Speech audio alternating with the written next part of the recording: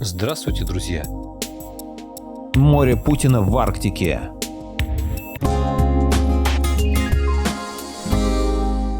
Ссылка на статью в описании. Немецкое издание Stern предупреждает, что пока внимание Запада приковано к событиям на Украине, в Сирии и Прибалтике, настоящее российское наступление разворачивается в Арктике.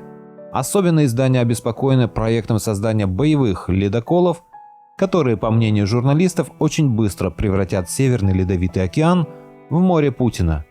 Россия впервые в истории приступила к строительству военных ледоколов, которые смогут маневрировать в Северном Ледовитом океане лучше, чем любой другой военный корабль, пишет Штерн.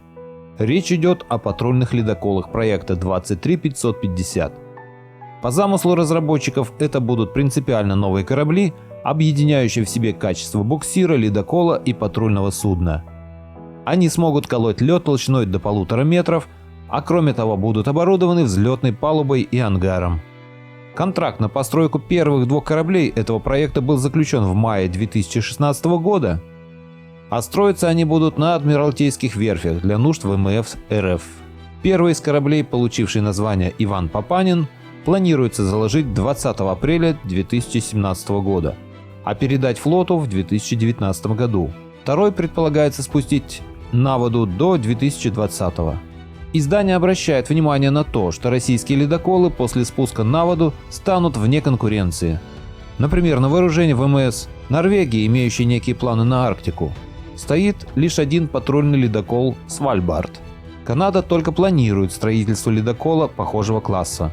Однако их корабли хоть и называются военными, вооружены лишь легкими пушками.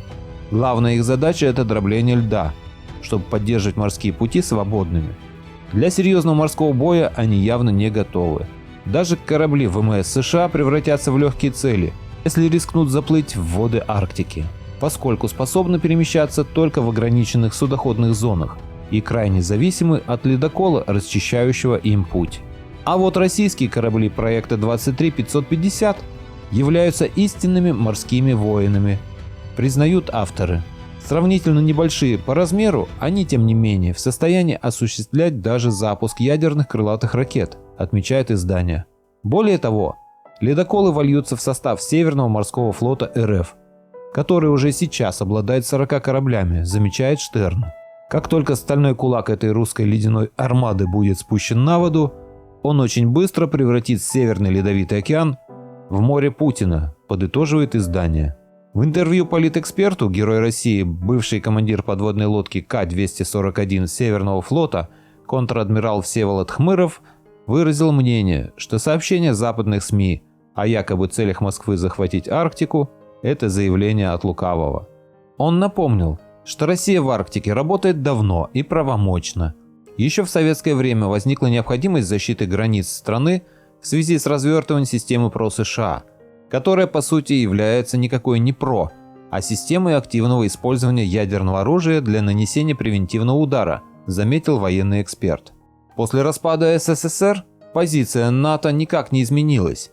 И теперь, когда Россия восстанавливает свою боеспособность, чтобы гарантированно обеспечить безопасность страны, снова идет раздувание истерии, чтобы накалить международную обстановку и найти повод для критики РФ.